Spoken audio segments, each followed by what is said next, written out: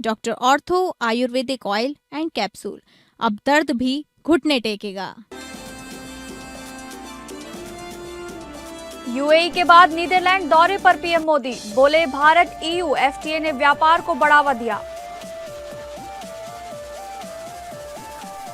Madhya Pradesh high court के फैसले के बाद भोजशाला में पूजा अर्चना शुरू। हाईकोर्ट ने कहा था भोजशाला परिसर हिंदू मंदिर है। मुख्यमंत्री मोहन यादव ने कोर्ट के फैसले का स्वागत किया, कहा अयोध्या के तर्ज पर विकसित किया जाएगा। बंगाल के आसनसोल में पुलिस चौकी में तोड़फोड़, पथराव, पुलिस ने आंसू गैस छोड़ी, लाउडस्पीकर की आवाज कम करने के निर्देश के बाद हंगामा।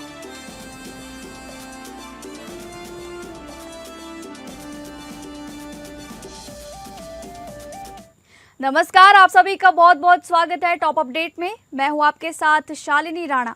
शुरुआत करेंगे टॉप अपडेट की खबरों की। नरेंद्र मोदी अपने 5 देशों के दौरे के तहत नीदरलैंड पहुंचे, जहां हैग और एम्स्टर्डम में भारतीय समुदाय ने उनका भव्य स्वागत किया। इससे पहले प्रधानमंत्री यूएई दौरे पर गए थे, जहां ऊर्जा सुरक्षा को लेकर कई अहम समझौते हुए। नीदरलैंड यात्रा के दौरान व्यापार और टेक्नोलॉजी पार्टनरशिप को मजबूत करने पर विशेष जोर दिया जा रहा है। प्रधानमंत्री मोदी ने कहा कि भारत और यूरोपीय संघ के बीच हुए मुक्त व्यापार समझौते यानी एफटीए ने व्यापार और निवेश संबंधों को नई गति दी है। उन्होंने सोशल मीडिया प्लेटफॉर्म एक्स पर लिखा कि ये दौरा दोनों पक्षों के आर्थिक सहयोग को और मजबूत करने का अवसर बनेगा। पीएम मोदी ने सेमीकंडक्टर, जल प्रबंधन, स्वच्छ ऊर्जा और निवेश जैसे क्षेत्रों में साझेदारी बढ़ाने की बात कही। माना जा रहा है कि इस यात्रा से भारत और यूरोपीय देशों के बीच रणनीतिक और आर्थिक रिश्ते और मजबूत होंगे। नीदरलैंड के बाद प्रधानमंत्री यूरोप के अन्य देशों के दौरे पर भी जाएंगे, जहां कई महत्वपूर्ण बैठकों और समझौतों की संभावना है।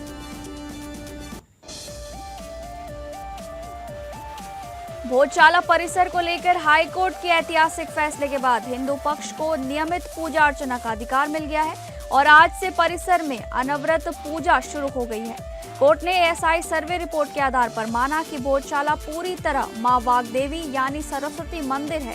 फैसले के बाद मोहन यादव ने कोर्ट के निर्णय का स्वागत करते हुए कहा कि राज्य सरकार इसका पूरा समर्थन सम्मान करेगी और फैसले के प्रभावी क्रियान्वयन में हर संभव सहयोग देगी। मुख्यमंत्री ने संकेत दिए कि पूरे धार क्षेत्र को अयोध्या मॉडल की तर्ज पर विकसित करने की तैयारी की जाएगी, ताकि सांस्कृतिक और धार्मिक पहचान को नई पहचान मिल सके। उन्होंने कोर्ट के निर्देश का भी स्वागत किया, जिसमें मां वाग्देवी की प्रतिमा को ब्रिटेन से वापस भारत लाने के मुद्दे पर केंद्र सरकार से विचार करने को कहा गया है। सीएम ने कहा कि भारतीय संस्कृति हमेशा सर्वधर्म समभाव, सामाजिक समरसता और भाईचारे की भावना को बढ़ावा देती रही है। उन्होंने भरोसा दिलाया कि प्रदेश में सौहार्द, सांस्कृतिक गौरव और सामाजिक सद्भाव बनाए रखने के लिए सरकार पूरी तरह प्रतिबद्ध है। भोजशाला फैसले के बाद धार में धार्मिक और सांस्कृतिक गतिविधियों को लेकर उत्साह का माहौल देखा जा रहा है। भोजशाला परिसर को लेकर मध्य प्रदेश हाईकोर्ट की इंदौर बेंच ने बड़ा फैसला सुनाते हुए विवादित स्थल का धार्मिक स्वरूप देवी सरस्वती के मंदिर का माना है। जस्टिस विजय कुमार शुक्ला और जस्टिस आलोक अवस्थी की बेंच ने एएसआई के 7 अप्रैल 2003 के उस आदेश को रद्द कर दिया, जिसमें मुस्लिम समुदाय को नमाज की अनुमति और हिंदुओं के पूजा अधिकार सीमित किए गए थे। कोर्ट ने कहा कि ये संरक्षित स्मारक होने के साथ भोजशाला का ही स्वरूप रखता है और यहाँ हिंदू पूजा की परंपरा कभी समाप्त नहीं हुई। फैसले में ऐतिहासिक और पुरातात्विक साक्ष्यों का हवाला देते हुए बताया गया कि ये स्थान कभी संस्कृत शिक्षा और वाग्देवी मंदिर का प्रमुख केंद्र था। कोर्ट ने कहा कि परिसर में मौजूद सजे हुए खंभे, मूर्तियां और स्थापित अवशेष मंदिर संरचना की पुष्टि करते हैं। एएसआई सर्वे 2024 में भी ये सामने आया था कि मौजूदा ढांचा पुराने मंदिरों के अवशेषों से निर्मित है। फिलहाल परिसर का प्रशासन एएसआई के पास रहेगा, जबकि आगे मंदिर प्रबंधन को लेकर केंद्र सरकार और एएसआई फैसला लेंगे। कोर्ट ने यह भी कहा कि मुस्लिम समुदाय मस्जिद के लिए वैकल्पिक जमीन की मांग कर सकता है। वहीं इस फैसले को अन्य धार्मिक विवादों पर भी प्रभाव डालने वाला माना जा रहा है।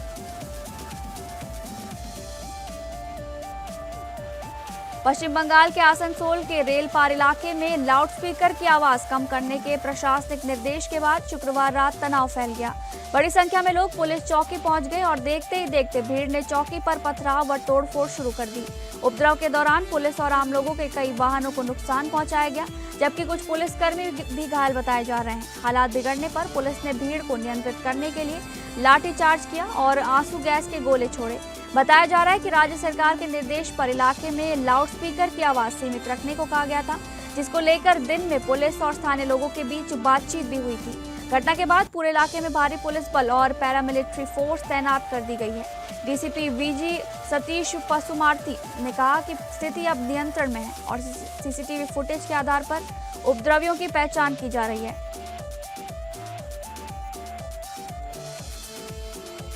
एनएसयूआई ने नेशनल टेस्टिंग एजेंसी यानी कि एनटीए के दिल्ली स्थित ओखला कार्यालय के बाहर नीट यूजी 2026 पेपर लीक मामले को लेकर जोरदार प्रदर्शन किया।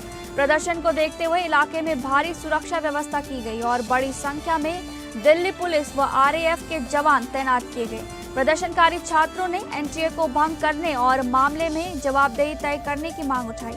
मौके पर दक्षिण पूर्वी दिल्ली के डीसीपी हेमंत तिवारी भी पहुंचे और सुरक्षा व्यवस्था का जायजा लिया। एनएसयूआई कार्यकर्ताओं ने आरोप लगाया कि पेपर लीक से लाखों छात्रों का भविष्य प्रभावित हुआ है और दोषियों पर सख्त कार्रवाई होनी चाहिए। प्रदर्शन के दौरान एनटीए मुख्यालय के बाहर नारेबाजी और विरोध प्रदर्शन तेज रहा, जबकि पुलिस लगातार हालात पर नजर बनाए रखी।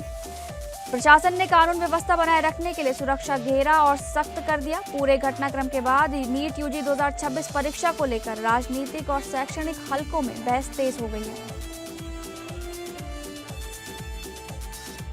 महाराष्ट्र के पिपरी चिंचवड़ के रावेत इलाके में गुरुवार रात बाइक सवार को बदमाशों ने मशहूर एजे फर्नीचर मॉल पर ताबड़तोड़ फायरिंग कर दहशत फैला दी। हमलावरों ने पिस्टल से 6 से ज्यादा राउंड फायर किए और वारदात के बाद मौके से फरार हो गए।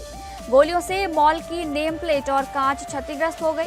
हालांकि किसी के घायल होने की खबर नहीं है। घटना के बाद इलाके में अफरा तफरी मच गई और लोग डर के साए में आ गए। सूचना मिलते ही पुलिस, क्राइम ब्रांच और एफएसएल टीम मौके पर पहुंची और जांच शुरू की।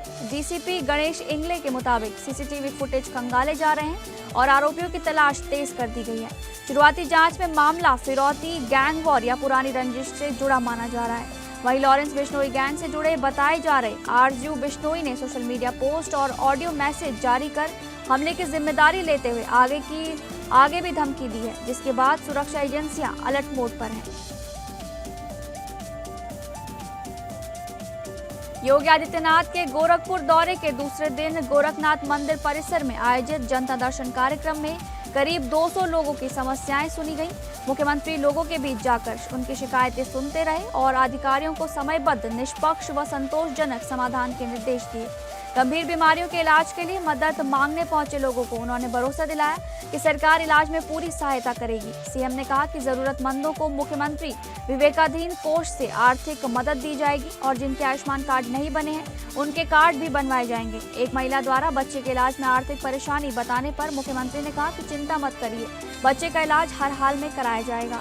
अपराध और जमीन कब्जे से जुड़ी शिकायतों पर मुख्यमंत्री ने पुलिस अधिकारियों को भूमाफियाओं और अपराधियों के खिलाफ सख्त कार्रवाई के भी निर्देश दिए। जनता दर्शन में आई महिलाओं और बच्चों से भी मुख्यमंत्री ने आत्मीय मुलाकात की तथा बच्चों को चॉकलेट देकर आशीर्वाद दिया।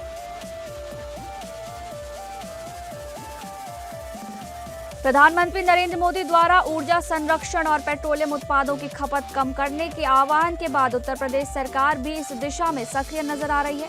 मुख्यमंत्री योगी आदित्यनाथ ने प्रदेश के मंत्रियों, जनप्रतिनिधियों और अधिकारियों को डीजल, पेट्रोल का यथासंभव कम उपयोग करने के निर्देश दिए हैं। इसी क्रम में अल्पसंख्यक कल्याण राज्य मंत्री दानिश आजाद अंसारी ने अपने लखनऊ स्थित सरकारी आवास से सचिवालय तक का सफर बाइक से तय कर ऊर्जा बचत का संदेश दिया।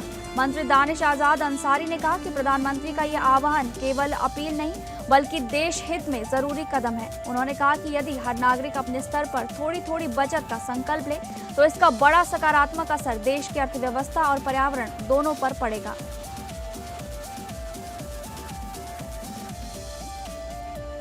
मैनपुरी के कचहरी परिसर में सपा सांसद के खिलाफ बीजेपी महिला कार्यकर्ताओं ने जोरदार विरोध प्रदर्शन किया। प्रदर्शनकारियों का आरोप है कि अजेंद्र सिंह लोधी ने प्रधानमंत्री के खिलाफ अभद्र टिप्पणी की है, जिससे महिलाओं और भाजपा कार्यकर्ताओं में भारी नाराजगी है।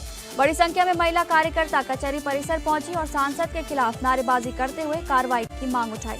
प्रदर्शन के दौरान भाजपा नेताओं ने कहा कि सार्वजनिक जीवन में इस तरह की भाषा स्वीकार नहीं की जा सकती और दोषियों पर सख्त कार्रवाई होनी चाहिए। महिलाओं ने विरोध प्रदर्शन के साथ ही राजनीति में महिलाओं को 33% आरक्षण देने की मांग भी दोहराई।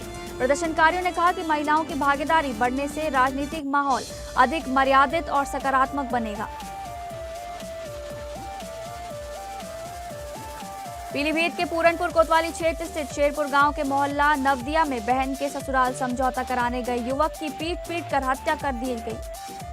मृतक 28 वर्षीय जीशान अपनी बहन के ससुराल पक्ष में चल रहे विवाद को शांत कराने पहुंचा था, जहां देर रात कहासुनी के बाद मामला हिंसक झड़प में बदल गया।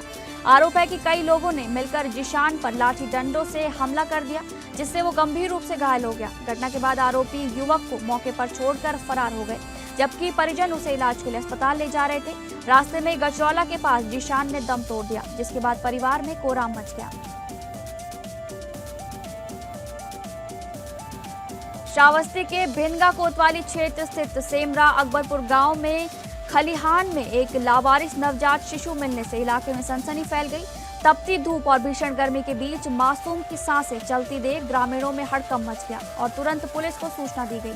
मौके पर पहुंची पुलिस ने नवजात को अपने संरक्षण में लेकर तत्काल अस्पताल में भर्ती कराया, जहां डॉक्टरों ने उसकी हालत सामान्य बताई है। चिकित्सकों के अनुसार समय रहते इलाज मिलने से नवजात अब खतरे से बाहर है और उसके स्वास्थ्य पर लगातार नजर रखी जा रही है। घटना के बाद पूरे गांव में तरह तरह की चर्चाएं शुरू हो गई हैं और लोग इस घटना को लेकर चिंता जता रहे हैं।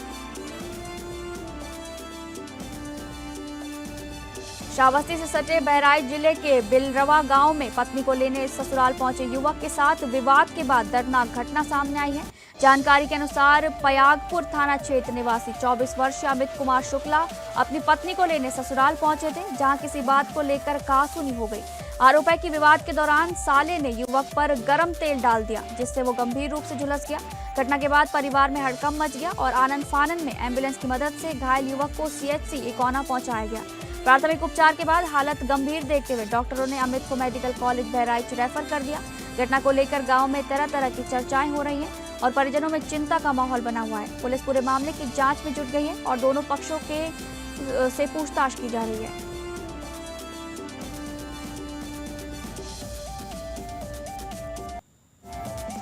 अंबेडकर नगर के अकबरपुर कोतवाली क्षेत्र स्थित कोटवा किरौनी गांव में मामूली विवाद खूनी संघर्ष में बदल गया, जहां दो चचेरे भाइयों के बीच हुई मारपीट में एक युवक की मौत हो गई। बताया जा रहा है कि खेत की जुताई के दौरान मेड़ पर बंधा बांस टूट गया था, जिसके बाद दोनों पक्षों के बीच कहासुनी शुरू हो गई। विवाद इतना बढ़ गया कि एक भाई ने गुस्से में बांस से दूसरे के सिर पर हमला कर दिया। गंभीर चोट लगने से युवक मौके पर ही गिर पड़ा और उसकी हालत बिगड़ गई। घटना के बाद गांव में अफरा तफरी का तनाव और माहौल बन गया। सूचना मिलते ही पुलिस मौके पर पहुंची और घायल युवक को अस्पताल भेजा गया, जहां डॉक्टरों ने उसे मृत घोषित कर दिया। पुलिस ने शव को कब्जे में लेकर पोस्टमार्टम के लिए भेज दिया है और मामले की जांच शुरू कर दी गई है। गांव में हुई इस घटना के बाद परिवार में कोहराम मचा हुआ है, जबकि पुलिस आरोपी की तलाश में जुटी है। अंबेडकर नगर के टांडा कोतवाली क्षेत्र में पुलिस और हिस्ट्री शीटर गौ तस्कर के बीच मुठभेड़ हो गई, जिसमें बदमाश पुलिस की जवाबी कार्रवाई में घायल हो गया। दौरारा पुल के नीचे पुलिस चेकिंग के दौरान संदिग्ध युवक को रोकने का प्रयास किया गया, लेकिन उसने पुलिस टीम पर फायरिंग शुरू कर दी।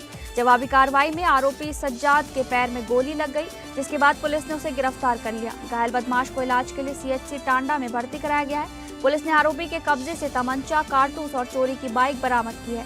गिरफ्तार आरोपी अकबरपुर कोतवाली क्षेत्र के लोरपुर ताजान गांव का निवासी बताया जा रहा है और उसके खिलाफ गौ तस्करी, गौ हत्या, मादक पदार्थों की बिक्री तथा गैंगस्टर एक्ट समेत कई मुकदमे दर्ज हैं। CO टांडा शुभम कुमार ने बताया कि पुलिस टीम पर फायरिंग के बाद आत्मरक्षा में जवाबी कार्रवाई की गई, जिसमें आरोपी घायल हुआ।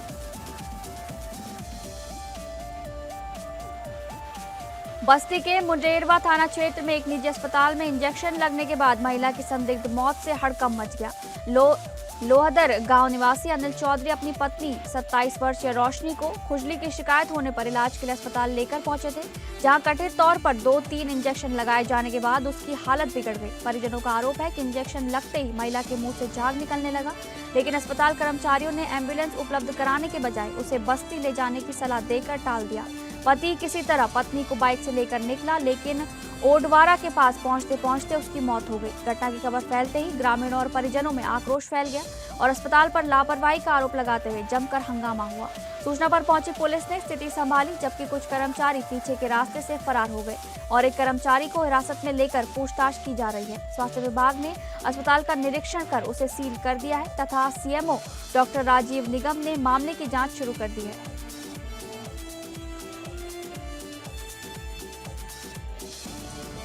बुलंदशहर में देर रात खानपुर पुलिस और एक शातिर बदमाश के बीच मुठभेड़ हो गई, जिसमें दोनों ओर से ताबड़तोड़ फायरिंग हुई।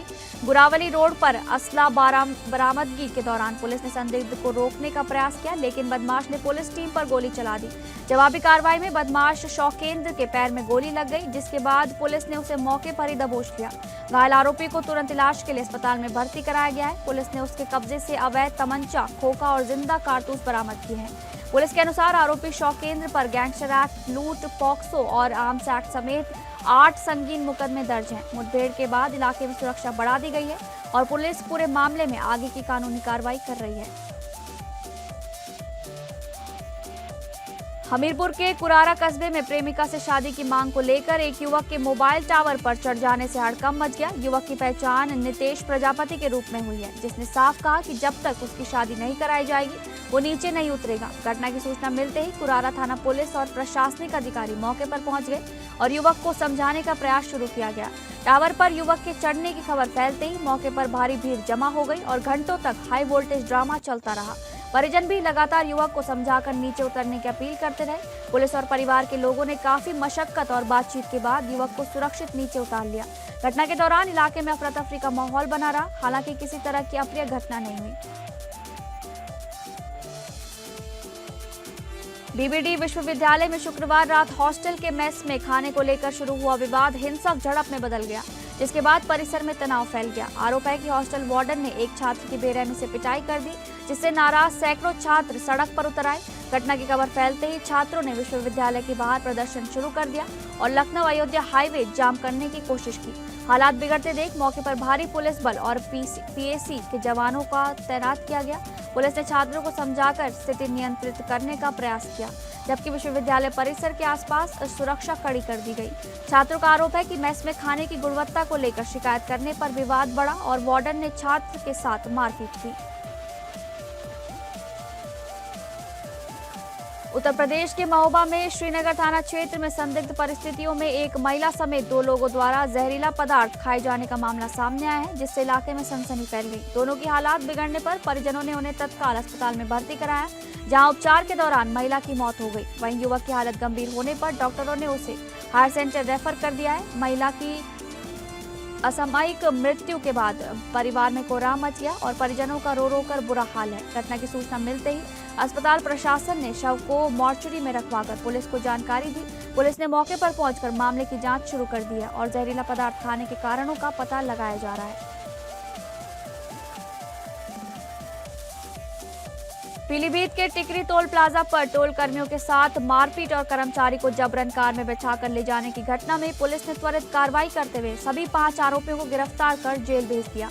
घटना 14 मई की सुबह करीब 4:30 पर हुई, जब वीआईपी लेन से वाहन निकालने को लेकर विवाद शुरू हो गया। आरोपियों ने टोल कर्मी राहुल तोमर के साथ मारपीट की। इसके बाद आरोपी राहुल को जबरन स्विफ्ट कार में बैठाकर मौके से फरार हो गए।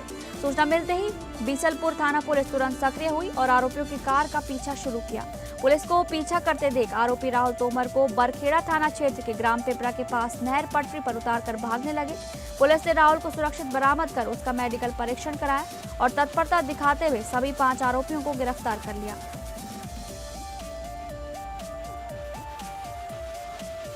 पेद्दी से दिव्येंदु शर्मा का रामबुजी लुक सामने आते ही सोशल मीडिया पर जबरदस्त चर्चा शुरू हो गई है। मिर्जापुर के मुन्ना भैया के रूप में लोकप्रिय दिव्येंदु अब साउथ सुपरस्टार रामचरण के साथ फिल्म में दमदार अंदाज में नजर आएंगे। मेकर्स ने सेट से दिव्येंदु की पहली झलक शेयर करते हुए लिखा कि गेम शुरू होने वाला है और साथ ही फिल्म के ट्रेलर की रिलीज डेट 18 मई घोषित की गई है। बुच्ची बाबू सना के निर्देशन में बनी इस फिल्म को लेकर फैंस के बीच लगातार उत्साह बढ़ता जा रहा है। फिल्म में रामचरण के जबरदस्त ट्रांसफॉर्मेशन और दमदार पोस्टर्स पहले ही चर्चा बटोर चुके हैं।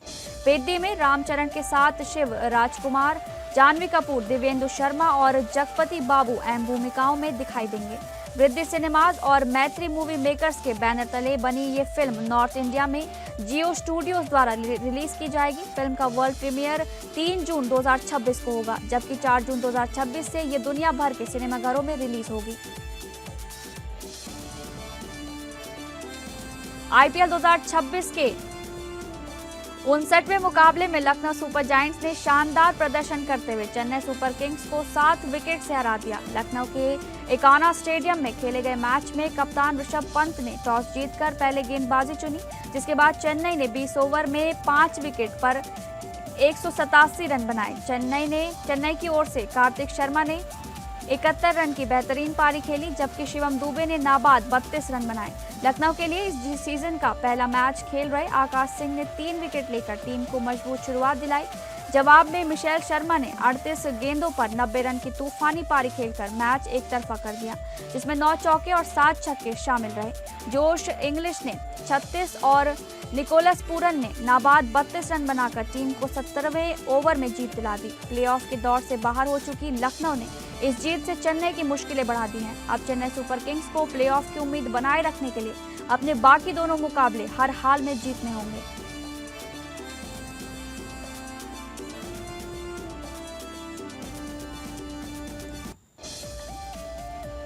फिलहाल टॉप अपडेट में बस इतना ही। नमस्कार।